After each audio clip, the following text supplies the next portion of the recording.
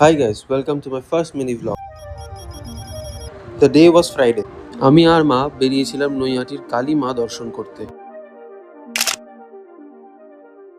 গাড়ির থেকে নেবে কিছুটা হাঁটার পর পৌঁছালাম নৈহাটির বড় মার মন্দিরে। যদিও বাইরে খুব একটা বেশি লাইন ছিল না, বাট ভেতরে অনেকটাই ভিড় ছিল।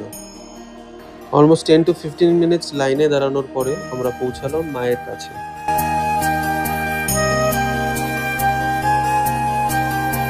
ডান উইথ দ্য পুজো। সকাল থেকে না খাওয়া ছিলাম, তাই হাঁটতে হাঁটতে এই কচুরির দোকানটা আমাদের চোখে পড়লো, তাই আমরা সবাই মিলে ঢুকলাম খাওয়ার জন্য।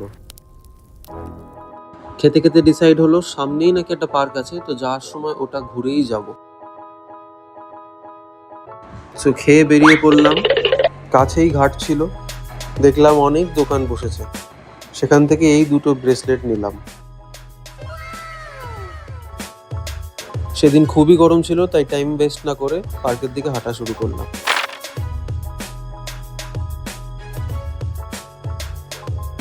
মন্দির থেকে অলমোস্ট 2 to 3 মিনিটসের দূরত্ব।